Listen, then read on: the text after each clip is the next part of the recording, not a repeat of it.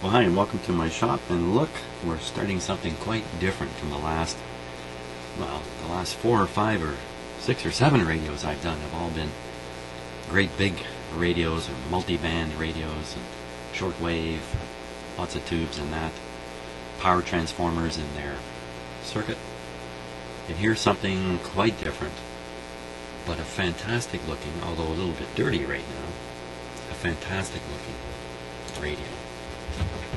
Classic 5-tube radio. I'm sure it must be a 5-tube radio, sometimes called the All-American 5, but there's certainly lots of other radios made with 5 tubes and not made in America. For instance, this one is made by Motorola in Canada.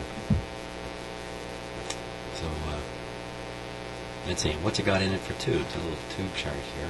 It's got the classic lineup: 12BE6, 12BA6, 12AV6, 35W4 rectifier, and a 50C5 power amplifier too. And of course, if you add up these heater voltage numbers, 12, 12, 12, that's 36. 35, that would be 70. At 50, you get 120. It happens to equal the line voltage coming into most homes. So all these tube heaters are connected in series, which is the whole thing about this kind of radio. They're connected in series. Each one is designed to carry the same current, so they're in series. They all carry the same current. But you can see the 35W4 and the 50C5 have a lot more power dissipation in them. This radio is probably from the late 50s, early 60s, something like that. I don't see any particular date on it. You can certainly see a serial number stamped onto it. And of course, this is the repair shop sticker on it. So Motorola, Canada, Toronto, Ontario. Well, what's this? This set equipped with Motorola's exclusive class circuit. What? Let's take what? What is this? What are they saying here? Okay, so this set equipped with Motorola. I'll get even closer to it to read it. I got the focus on manual again here on the camera, so you just have to bear with me while I adjust this a little bit. There we are. This set equipped with Motorola's exclusive Placer plated circuit chassis. Wow, gotta take a look at this. Motorola Canada plated circuit chassis. Yeah, really gotta check that out. There should also be some warnings here that this has got a hot chassis. They never use that term. There's an approval sticker from Canadian Standards Association. Here we are. This back is provided with an interlock to prevent dangerous electrical shock. Do not tamper or attempt to service tubes without removing back completely. And of course, if you remove the back completely, it pulls this plug out. It shuts the set off. These sets have a major shock hazard. As soon as you take the back off, as soon as you start doing anything, you got to be aware of what you're dealing with here. So this is interesting. Do not connect antenna or chassis to a water pipe, radiator, or other ground. And a radiator, they're talking about the hot water radiator in your home. Not a lot of people have hot water radiators anymore. That's what they're talking about. So why can't you attach the antenna or a ground, maybe from the chassis, a ground wire, to, let's say, your hydro-neutral for a ground, or to a separate ground, like a water pipe or something like that? And the reason is, this is a hot chassis radio. Hot, hot, hot, hot, hot. And there's a fair bit of danger associated with doing stuff like that. Danger may be a little strong word. If you do something like that and your house is wired properly, you're going to blow a fuse. Not necessarily, actually. There's something else that's a little interesting here. I just noticed on the back. Sometimes it doesn't matter how long you look at things here. You know, I learned this a long time ago when I did a lot of inspections of electrical equipment in underground manholes and vaults and stuff like that. I learned after a while that just the longer you spend looking at something, the more you see. I mean, that's a pretty simple rule, right? So look at that 4. What's that 4 doing there? Look how it is on this. Sorry it's a little out of focus, but that looks like an added in after words thing. Curious, eh? The 56R 4. Oh well, who knows what that really means. It's probably just a version number of this set. But they probably make many of these sets. Now, how do we get this? Oh, here's a screw. So let's go ahead and we'll open this guy up. I'm not going to plug him right in. I have no clue if it's working. I believe the owner of this radio just bought it and delivered it for repair. So I think we don't know what's inside there. So what do you think? Think all the tubes are in here still? Quickly, place your bets. Ladies and gentlemen, place your bets. Will there be tubes in this radio? No, there they all are. They're all in there. Of course they're in there. No. Not made to be terribly convenient here. Okay, so we're going to have to take this out. Oh, what have they done here? Well, first of all, why would we even bother taking the chassis out? For all I know, we can plug this radio in and it works 100%. No problem at all. Because we want to clean this. And to clean this properly, we got to get everything out of it. Speaker, everything out. So we can really go at this cabinet and really get it nicely cleaned. Because that's going to be one of the major uplifts in this radio. Just getting it clean and looking nice. The antenna appears to be a little loose. I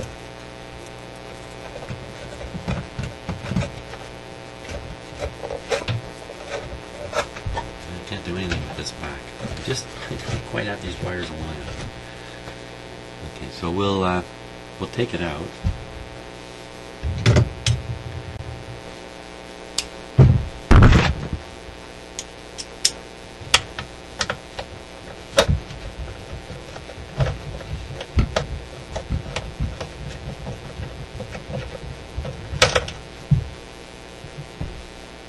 Now I'm sure radios like this were made by the millions and millions and millions of these radios. Many homes had 2 and 3 of these little guys around the house. So tens of millions of radios like this were made. This one's particularly nice. I like the green color on it. Okay, take the power plug out. Why it's up at the top here, I still haven't quite figured that one out. Because it seems kind of awkward to have the cord coming out the top and coming down. Almost always they're located here. Why would they put this one up here? In case the house gets flooded, the last thing to go under is the power cord to the radio. It doesn't make any sense at all. Doesn't make any sense at all. Now we gotta take the knobs off the front here. You know what? I can get this cord out of here. How do you like that? Not too hard to defeat. Eh? It's built to be defeated. And the antennas come right off. Not too surprising. Be able to get this back right off there too. Get rid of it. Pull these knobs off. Oh, come off real easy. This one too. Excellent. Now here's another thing. You see how the knobs have a long sleeve or shaft back here? On a lot of radios, when you pull the knobs off, the metal shaft is sticking out. In fact, you can still operate the radio. You can still reach it. This one, the knobs are recessed.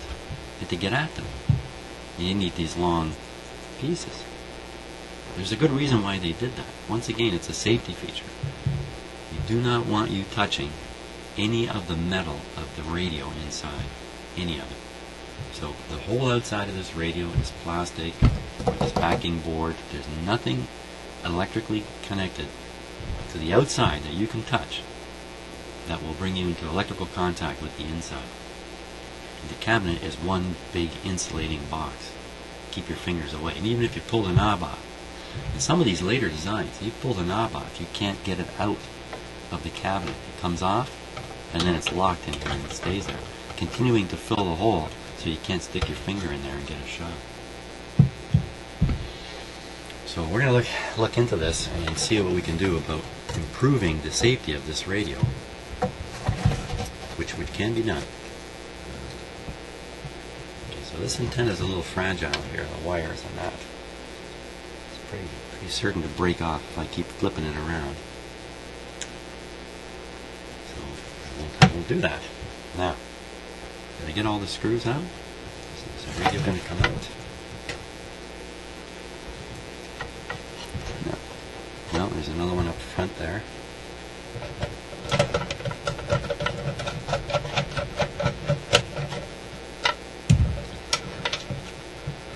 And then the speaker appears to be clipped right in there. Oh, it's separate from the circuit board. Oh, look at that, come right out. Well, they have two metal contacts contacting the speaker. Wow, isn't that going to be a problem? That's going to work only for 30 years, man. You want 60 years out of this thing. You can't have this kind of stuff. And there is the super circuit board they were talking about, which they described as the placer, plated circuit chassis. They like to call it the chassis. They don't want to call it a board. Who wants to buy a radio with a board in it when you can buy one with a chassis? So let's take a closer look at it now. So we'll start off with the two speaker contacts. There they are. One of them appears to have a very small spider nest in it. Okay. And there's that board. And it does look different, doesn't it? It does look different.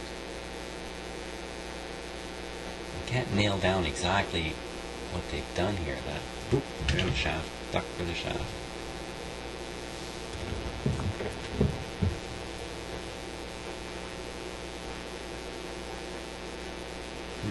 What's underneath it here?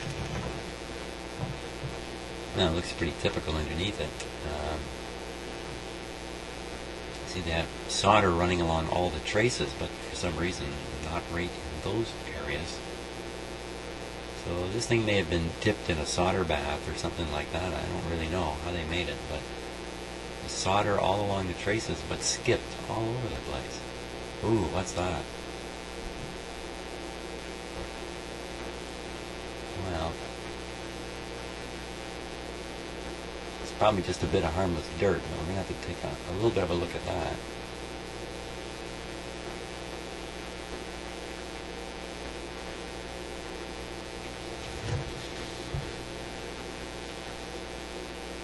So this tube appears to have a shield on it, the spring here, acting as a shield. I guess, you know, they learn to make things with less and less and less all the time. Here's that shield, which usually looks a little more like this, right? It's a little more like that guy. So that's a little big for these tubes, isn't it? A longer view. That's the tube. That's a big tube shield. And that's the modern version there with hardly any metal in it.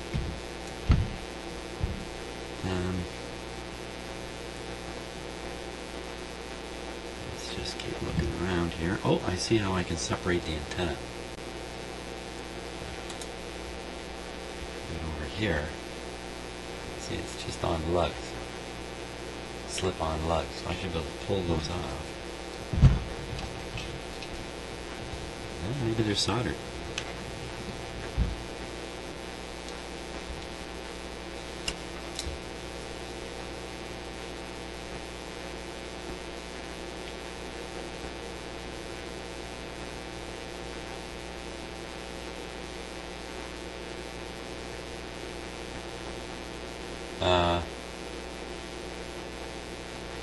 Yeah, it looks like it's shoved through the board and soldered underneath. That's what it looks like to me. Oh, that's actually the power. That's the power coming in. That's not the antenna. So I'm sure it's soldered there. Yeah, the antenna's over on the other side here. Oh, it's been done the same way. Shoved in and then soldered. There they are, soldered in. So, okay, no quick release on the backboard here.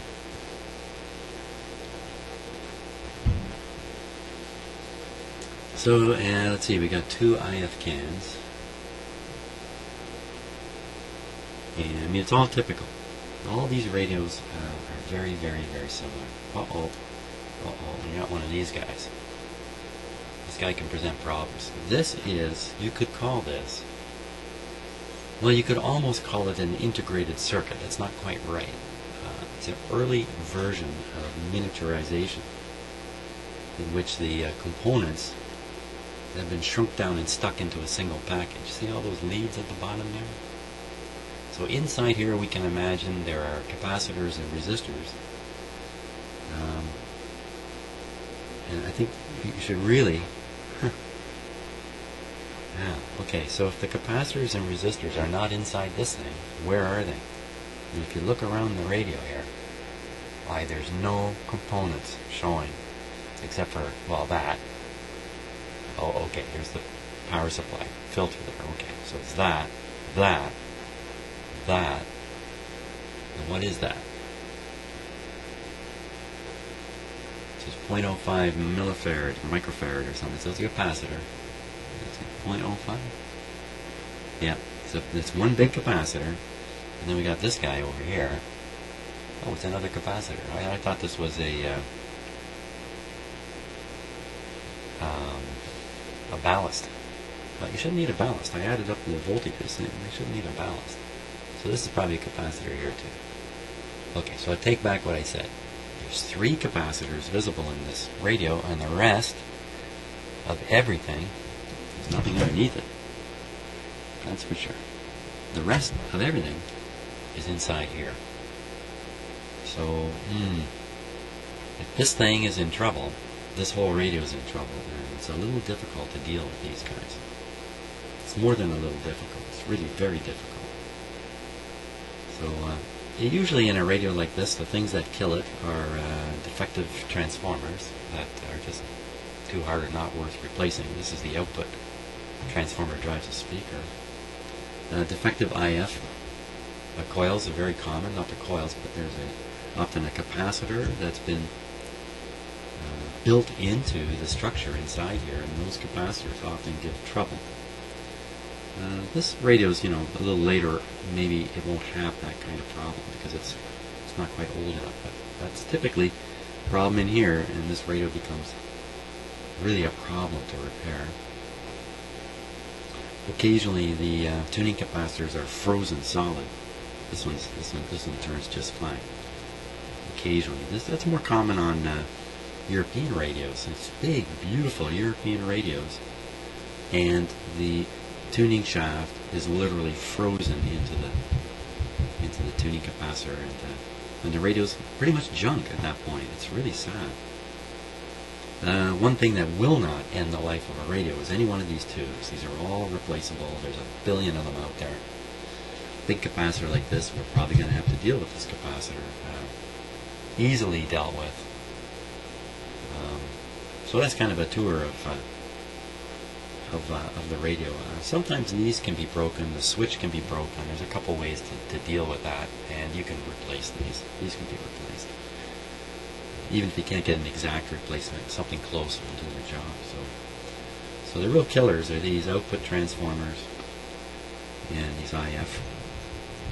And maybe this coil. I could throw this coil in too. If this coil is broken, it's a bit of a pain in the butt to fix it. And this is just a little tiny radio, of which there are millions out there. Although this one, I like the color of it. This one's particularly cool.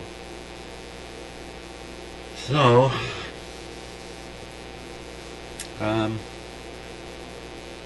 I think what we'll do is we'll do the usual thing. We'll bring up high voltage on this radio, and we'll find out if this capacitor is leaking or not at that point. And we might find out at that point too if there's problems inside this this thing here. Yeah. Okay, let's do that stuff.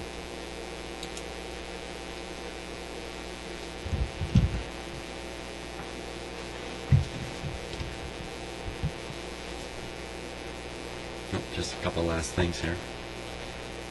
Oh my gosh, look at that. There's a sheet of asbestos in this radio up at the top. Ay, ay, ay. I don't think I want to peel that one off. Wow, we're going to have to do something with that.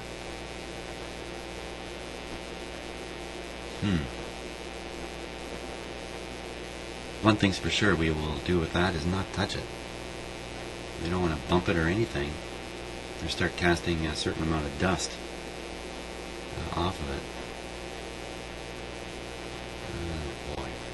I've never seen one glued to the top like that, but then, you know, I've only done 20 or 30 of this style of radio. You never see one with an asbestos sheet on the top. You know what else? When you look inside here too, you can kind of get an idea how much operating time this radio's been through by looking at brown heat stains that would come up from the airflow, lifting up through the hot tube, convecting up past the hot tube. It comes up and strikes the top of the chassis. Since the whole thing's closed, there's no real, there's no storms going on inside the radio. So this constant flow of hot air up, striking the top, will usually put stains in the top. And you can kind of see one here and see one here, but you know, that's not much at all. That's really not much at all. So I think this radio has not been operated much. And in looking at it, it's a little hard to tell just by looking at it. Again, it doesn't have the look of something being operated a lot. Wow, there's a lot of kind of egregious dirt back there. Here. Just have a look here. That resistor back down in there. Hang on here. There we go. Ooh. Yeah, you can hardly see that it's a resistor. So look, there's another component. Hey, you know what? There's a few other resistors. Why didn't I comment on these? So not every component is buried in that integrated circuit thing. I should learn the proper name for it. But these don't look bad. Nothing looks bad on here.